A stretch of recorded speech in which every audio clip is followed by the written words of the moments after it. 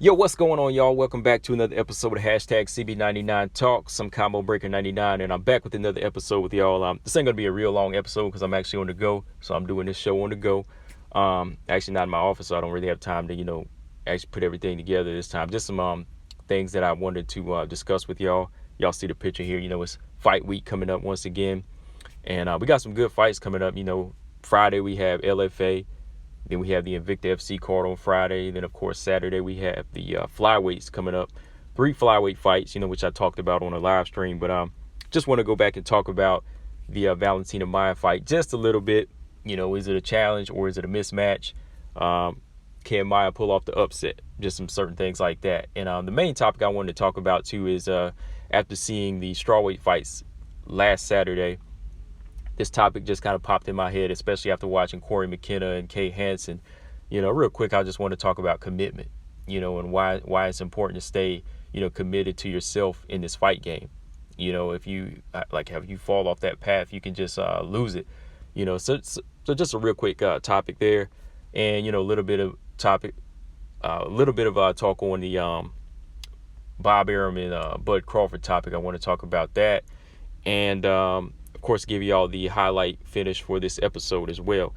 But yeah, man, last weekend was a good weekend of fights, good strawweight fights. Random Marcos versus Kanako Murata, good fight. That was a good solid win for Murata, pushing her forward. Then, of course, you got Ashley Yoder. She got a good win over Miranda Granger. Uneventful win, but it was necessary. She needed that win to stay in the UFC, in my opinion. And then you had Corey McKenna versus Kay Hansen. 2 young fighters, 21-year-olds that wanted to go in there and really make a big statement.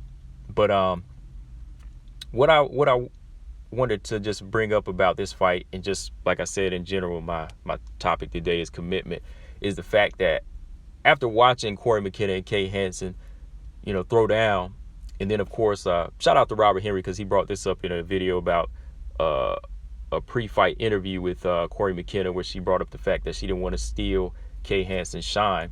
It just kind of put a question mark over my head, because I was just like, I was like, why are you saying this? Why do you feel like you don't want to steal her thunder or steal her shine? You know what I mean? It doesn't seem like you're committed to, being the better fighter in there, which it kind of showed in her performance. I know a lot of people feel like Kay Hansen lost the fight, but in my opinion, I feel like it was closer. I picked Corey McKenna to win the fight, but I felt like it was closer because I feel McKenna, she took too many chances in there, didn't fully showcase the skill that I know she was capable of over a much slower fighter like Kay Hansen, more one-dimensional fighter.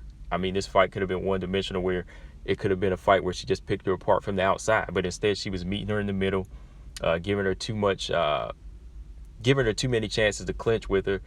Give Kay Hansen chances to clinch with her and wrestle with her and take her down and put her in dangerous positions where the judges could have gave it to Kay Hansen, So I just felt like after hearing that interview and seeing the performance, I felt like Corey McKenna didn't really seem committed. And, moving forward from here, she has to understand, and, this is to all fighters, or anybody doing whatever it is they do in life, they just got to understand they got to stay committed to what they want, and commitment is partly dedication. I did a boxing podcast about dedication.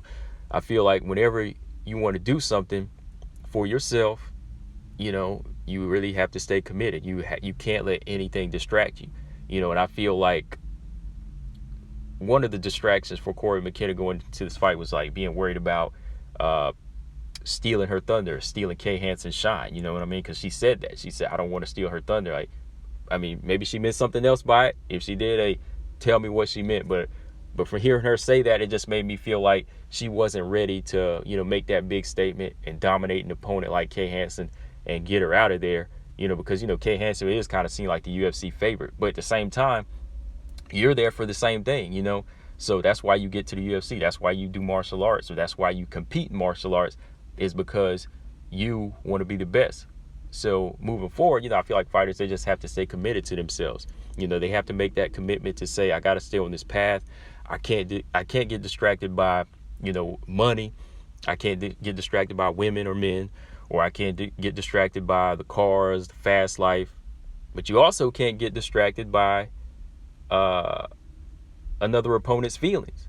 You know, you can't get distracted by another opponent's feelings, or the machine behind another fighter. If you're there if they're there for the same purposes you are, then hey, this is a competition. I got to be the better fighter. I got to take it. We're there for the same thing, but I got to do that one thing that pushes me over you, so I can get that. So I just feel like fighters now, they really have to understand what committing to the sport means. It does mean pushing a lot of feelings to the side, a lot of emotion to the side, and really just going for you. And I think fighters like Valentina Shevchenko, they really understand that. Valentina, her main focus is to go into the sport and be competitive, accomplish goals that she, that she set for herself, become a champion, but at the same time come out of there intact. She wants to come out of there with her brain intact. She wants to come out of there being able to talk. She wants to come out of there the same way she went in. She wants to be physically okay. She wants to inflict punishment on her opponent, but she wants to take care of herself. And that's the mind frame you got to go in there with. She knew from day one that's what she wanted to do. She stayed committed to that, and she stayed dedicated to it from day one. That's why Valentina is the champion she is today. And I think a lot of fighters who get astray early on, they might fall off that path because they say, okay, I'm worried about how this person feels. I'm worried about taking this person's shine. Well, if you're like that, then you're not totally committed to what you wanted to do, So I feel like a lot of fighters out there, they have to understand what commitment is. They have to understand what it means to be a fighter. They have to understand what it means to be a mixed martial artist, what it means to be a boxer, before you go in there, because it's like a marriage, right? It's like you say, okay, I'm done living the single life. I want to be with this one person. I want to be with this one person forever, right? So that's a big commitment. You have to understand that everything else, all those other outside influences, what your parents say, what her parents say, you can't let any of that bother you if you really care for that one person. If you want to stay committed to that one person, you can't let the other temptations of other women or men bother you. You can't let that stuff distract you. You have to stay committed to that one person. You can't say, oh, okay, I care about my ex-girlfriend's feelings. I don't want to hurt her feelings, so I'm going to stay friends with her. No, you can't do that crap. You know what I mean? So it's the same thing here in this sport. You got to stay committed to it. You can't say, oh, I'm worried about another person's feelings. I'm worried about taking their shine. No, that's what you're there for. You're in the same division, going for the same goals, so you got to take it. You know what I mean? If you don't take it, they will. I'm sure Kate Hansen didn't feel that way about Corey McKenna. I'm just using these as an example. I'm not trying to bash Corey McKenna, but I just feel like a lot of fighters, they don't stay committed, and they don't stay committed to that path of going for the goal. They get sidetracked too much. So I'm just kind of using that as a perfect example as of now. But there's a lot of fighters who aren't staying committed to the game. Whether it is stuff like this where you're thinking about your personal feelings, or with somebody else, or you're thinking about the money, the fast life, and things like that. You see a lot of fighters on Instagram right now, a lot of the women's mixed martial artists on Instagram now who seem to stay more committed to social media than they actually do the fight game. They're actually putting in everything just trying to be seen and getting views versus putting in hard work in the gym, And they can say, oh, I go to the gym, I do sparring, I do my training, but do you go all out? Do you give it your all? Are you giving it on that same level of a Valentina or Amanda Nunes? Are y'all really in there with the same intensity as them? That's the question y'all need to ask yourselves. So yeah, that's just something I want to kind of talk with y'all about is commitment. I see it in different ways where people kind of fall off the path, but hey, you got to stay committed no matter what it is. You can't think of another fighter's personal feelings. It's a rough game. It's not a pretty game. I mean, even if you look at the business side is corrupt as hell, but there's a lot of people that still want to fight and do what they do. But remember, if you're going to be in it, then you got to be in it for you. So stay committed to yourself and stay committed to the path that you choose. But yeah, man, moving on to the next topic here, talk about Bob Arum and Terence Crawford. As you know, Bob Arum, he had a choice of words about the future of Terence Crawford's career, and it kind of points to why there's been so many hangups and delays in any potential fights with any of the top welterweights that Bud needs to really solidify his status at 147. I mean, I'm a person who thinks Bud is one of the best pound for pound, skill wise, all day. Skill wise, you know, he's second to none. When it comes down to skill, he definitely has some of the best boxing skill, and I regard him as one of the, if not the number one boxer when it comes to skill. But now that you're a welterweight, you know, these skills need to really be put to the test. And I feel like, I've always felt like this, but I always kind of felt like Bob Arum was just kind of keeping him from these other welterweights. You know, they're always making it seem like it's other guys on PBC. There's Al Heyman. They don't want to make these fights. But the more and more you look at it, it's like, why is it taking forever just to make a breakthrough fight for Terence Crawford? He's been the WBO champion for 2 years now. You know, you can get these fights with guys like Kell Brook, Amir Khan, Benavidez, but why can't he get fights with the guys that, you know, hardcore fans, even casual fans, are demanding? You know, and like I've always said, it really just came down to like my feelings about the methods of Bob promoting Terence Crawford. And now we actually get real words, you know, Bob Arum speaking on Terence Crawford and how he should promote him. I mean, or how he should promote himself, and how he's having trouble promoting him, and how he's losing money on it. Because if we go back to Twitter, you know, I saw this was right after the Crawford Brook fight, you know, over the weekend, and Bob Arum had this to say. He said he's got to promote himself like Teofimo Lopez. He's got to promote himself like Shakur Stevenson, like Floyd Mayweather did, like Manny Pacquiao did. If he doesn't, then who the F needs him? He may be the greatest fighter in the world, but hey, I ain't going bankrupt promoting him. And to me, right away, those just seem like some very harsh, disrespectful words for a guy that's regarded as one of the best fighters in the world. You know, he's a 4-division world champion, and people do see him as one of the best boxers in the world. So why aren't you doing your damnedest to promote him? That's the question. Like, why are you kind of putting it all on him? And in another video, I'll talk about Dana White, because Dana White, he had some words about this. I mean, he went in on Bob, called him an OB and all of that. You know, he just went in on him and was saying the same thing, like, okay, he may not be making sales, you may feel like you're losing money, but that's not all on Terence. Maybe some of it is, but it's up to you to promote him as a promoter, because that's what your job is. That's why a fighter goes to a promoter, because a fighter, okay, they have to promote themselves, kind of like the WWE as well. You know, they have to have sort of a flamboyant personality, be somewhat of a character to get out there, but that's not really their job. That's the whole point of promotional companies. Because if Bob feels like Terence needs to promote himself, then there really is no need for Top Rank then. You know, I tell all fighters on the come up now just to be free agents. They don't need you. They don't need promotional companies. You know, because if Manny and Floyd, well, let's talk about Floyd. See, Floyd, if they really are promoting themselves, then they'll do like Floyd. You know, Floyd realized that. Floyd said, hey, I don't need Top Rank. I'm leaving. You know, I wish Manny, he would have realized that too, because Manny, there came a point. He's multi-division world champion. If he would have realized it early on in his career, he could have said, hey, I don't need you. I'll maybe for a certain amount of time, you know, just to kind of push me over to American waters and things like that, and, you know, help me get promotion that way, you know. But other than that, when I start getting these belts and getting these big checks, then I don't need you anymore, you know. So there comes a time whenever a fighter may need a promoter in the beginning, but after a while, when you do all the hard work of, you know, winning championships in multiple divisions, then there really is no purpose for you no more. Because if Bob feels like he needs to promote himself, then hey, yeah, you don't need him. You're just the middleman. Hey, get out of here. So when it all comes down to it, Bud, like he said recently too, he responded. He said, well, if he feels that way, just release him. Then Bud should just say, okay, yeah, let's do that. Let's just get out of this contract. And I don't know why he re-signed with him anyway. Was it earlier this year when his contract expired, he re-signed with Top Rank. You know, to me, that was just kind of like lazy thinking. I'm just being honest. That was just lazy thinking, because as a pound-for-pound fighter with multiple championships in different weight divisions, it's like, okay, there comes a point where it says, hey, I did all the work. Why do I have to keep putting in money to help you, to get you to help me out, quote unquote, you know, when you're not really doing anything anyway? Because think about it. Bob Arum really isn't doing anything for Terence Crawford.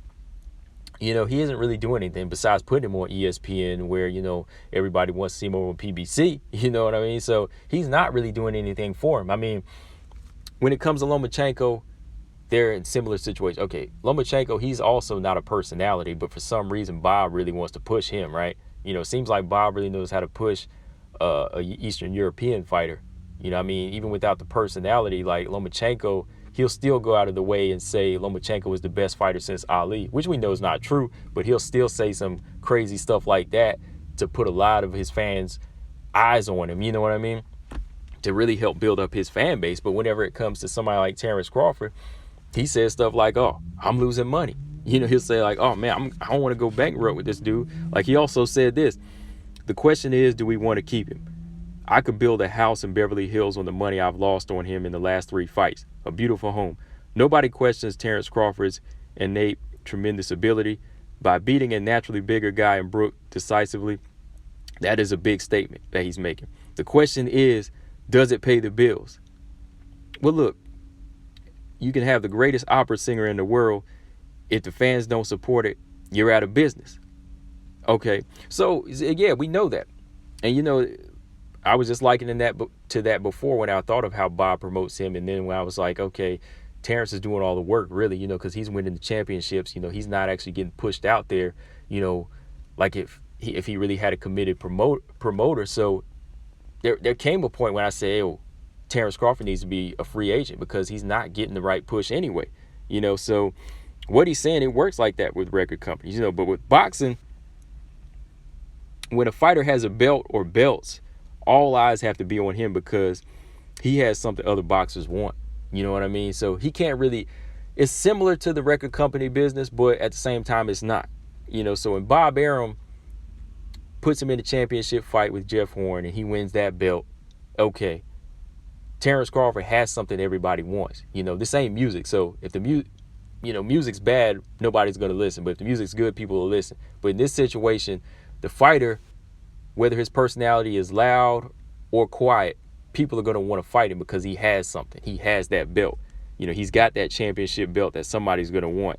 So Bob really needs to promote him like that. He's got to say, okay, this is the best welterweight right here. So, all eyes will be on him unless you're placing the shadow over this person or you're trying to leave his career near dormant, And to me, Bob, he should know this. He's in his 80s. He should know this. But at the same time, I just kind of feel like he doesn't know how to promote, some of these black fighters today. Just being honest, I feel like he still doesn't really know how to push guys like Terence today. And when you look at the top-ranked roster, a lot of guys, Eastern European fighters, they get a little bit more shine, like Lomachenko. Because, hey, look, Lomachenko, quiet personality, multi-division world champion, considered one of the best pound for pound, but why is he calling him the best since Ali? But why is he not saying, yo, this is the best guy over here since Sugar Ray Robinson? Why is he saying the same thing? He's not giving him the same shine, when they both are equally, as quiet in their personality and achievements, So to me, it's almost like Bob is kind of holding him back, for more popular welterweight is on the scene. Like Errol Spence, it seems like you would really be trying to link that guy's name to him all the time, or showing up at his fights, really trying to get at him. But at this point, with the way Bob has kept Bud's career, I think he's really just keeping it at a plateau. And I think Bud should move on. Because in one breath he says Bud is not promotable. Then Bob will say, oh, nobody wants to see Bud fight Porter. What kind of sense does that make? What sense does that really make? Okay, again, he says Bud's not promotable and he's losing money off of him. But then when like a reporter or boxing media says, hey, Bob, how about we get a Bud Crawford fight with Sean Porter? And then he says some stuff like, who the hell wants to see that fight? The fans want to see that fight. There's a lot of fans that want to see Bud Crawford in there with Sean Porter. So it's not like Bud's not promoting himself. You're not promoting him because that's a good fight to make. You say that the fans don't want to see a Porter fight, but a Porter fight is something that we all want to see, So with that right now, man, Bud, his best option is to not re-sign with Top Rank, of course. And, I saw the latest too about, Bud's attorney, speaking on their frustration with Top Rank and not getting the recognition, not getting the big fights or what they needed, and trying to finish their contract out by October 2021. And hopefully if that happens, he becomes a free agent. And, he takes those words from Floyd Mayweather. Like he said, Floyd Floyd said Terence should have been a star. He should have been on his own. He should have been left top rank or never been with top rank. Which is truthful, because Floyd said he set the blueprint for all these young up and coming fighters. So I don't know why a lot of people didn't want to take that. Why Terence didn't take that? Because at this point, Bud, he could do the same thing. He could do the same numbers he's doing now without Bob. It's like that saying, well, I could do bad by my damn self. He could do bad by his damn self, like literally bad. You know what I mean? Like if he wanted to do those disappointing numbers, he could do them by himself. But at the same time, he could still make more money because it would go in his pocket without the middleman. So it really just comes down to moving forward for Bud. It really just comes down to thinking of his own best interests. Consider the free agent world, like Canelo recently did. Canelo said, hey, it ain't about the money, it's about the legacy and fights. And Bud continues to talk about, hey, I solidified my legacy, I'm going into the Hall of Fame and whatever. But at the same time, being at welterweight, if you want big fights, you got to go on that path by yourself, not re-sign the top rank, and just move on from there. And that's advice to a lot of young fighters out there. A lot of young fighters out there, you need to go ahead and say, hey, can I do the same things I'm doing without a promoter? Maybe not. Sometimes there are fighters that need promotion. In the beginning, there is a lot of fighters that do need that promotion. But there comes a point when you say you grow into your own man and you say, okay, I could do this myself and cut out the middleman. And that's where Terence, he kind of flubbed that up. He kind of flubbed that up somewhere in his career, where he could have just said, I could do a Floyd Mayweather move now, get it myself. I don't need Bob no more. Because you don't really hear a lot of the guys on PBC side talking bad of Al Heyman, or saying that they don't feel promoted right. They're getting what they want. They're getting what they want. In the ring, out the ring, whatever. But yeah, man, let me know in the comment section what y'all think of this whole Bud situation, man. Like I said, I'll talk more on it again because Dana White, he had his words, and I just kind of want to do a video just talking about that, as far as mixing how Dana promotes the UFC fighters versus how Bob kind of promotes certain fighters on his side in boxing. But yeah, man, moving on to, man, here we go. It's fight weekend.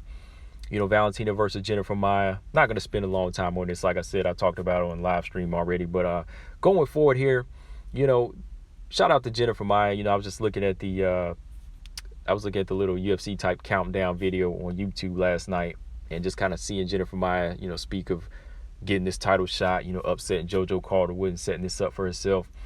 And, just seeing Valentina still put the same work in and how she talks as a champion. And I know the question that not a lot of people are asking is that, will this fight be a challenge? And, honestly, I have to say, I don't think it will. I don't want to be disrespectful and say there's never a chance a fighter can pull off the upset, which, a fighter can always pull off the upset. There's always that chance, depending on how the champion shows up or whatever, if they have an off day. But, moving forward, I have to say that this is another solid fight on why Valentina is where she is and who she is because of commitment. Back to that thing, Valentina is that fighter that stays committed. I mean, just from the jump, like when you see her talk about the sport, why she's in the sport, the way she lives her life, everything she's doing is kind of like almost adjacent to the martial art, whatever, even like the things she's not doing, like whenever she's shooting, she goes out to the range and she's shooting, even whenever she's doing that, it's like building up her focus. She's always got her mind focused on something, even when she's with her sister, she's with her trainer, they're always making moves to kind of like sharpen her skills as a person. And I think that's why she succeeds so far into fighting, is because it's not just fighting, it's not just throwing punches, it's not just taking blows or giving out blows in one of her fights. It's more than that. I think she just kind of likens it to sharpening herself up. And that's why I always say, like, self-preservation is her number one thing and defense is her number one thing, because she's testing herself and making herself better. She's not giving her opponent any openings. She's committed to making sure she's okay. And if you always go back and look at some of the best fighters in the world that come out untouched and undefeated, or, intact, brains intact and everything, then you gotta understand why. You'll know why, because these fighters are really it's not wrong to be selfish when you're in there, but yeah, they really are selfish. They're thinking of themselves, and that's what it is about Valentina. That's what it is about her, and that's why I say moving forward into this fight, do I see it as an upset? Somebody had asked me that online too one day. They were like, do you see this fight is going to be an upset? I was like, no, I see Valentina winning this fight, and it's all because of her commitment. But I'm not saying Jennifer Maia is not committed, but there's just levels to it. Like I said, I watched this little documentary, the little UFC countdown, and I think Jennifer Maia is a cool person. She's dedicated to the sport as much as she can be. I like watching her train too, because she's trying to put her all into it. But I just think that Valentina, hers goes to another realm. It goes to another realm, like I said, where it's mind, body, and spirit. And I just say that because you really get the feeling like Valentina is really preparing herself, just for life. Like, the way she fights is how she kind of lives her life, where she wants to make sure she's always sharp and at her best and getting something out of it. You want to get something out of it, because like I think in one little interview she stated that one thing she does is that she fights. One of the reasons she fights because she fights for legacy. She fights for legacy, wants to accomplish something. There's got to be something to it. And like I said, you'll always see that difference in fighters. Like I mentioned earlier about commitment. Even with Corey McKenna, you have to know early why you do it. If you're not committed, then you'll get sidetracked and you'll just be a fighter. Okay, I just fight to fight. Okay, well, you'll never be a champion.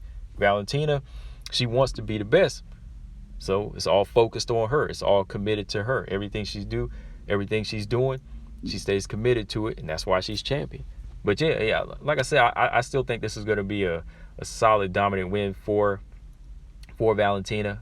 I think that Jennifer Maia does have some skill in here, that she may show in like maybe in 2 out of the 5 rounds, if it goes 5 rounds, but I just want to give her credit for taking the fight as well. I know a lot of people, even in comment sections on these videos, they're just like putting Jennifer Maia down. But I'm like, yo, she's taking the fight.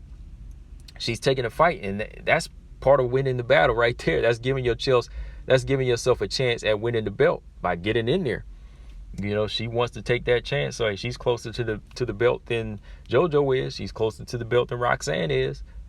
So you got to give her that credit. So I can't bash her and say, oh, she's going to get killed, or this girl ain't nothing, or this is going to be a one-sided fight. Because if you talk like that, then you're kind of putting down your champion. You're saying your champion's fighting bums, So give the person some credit.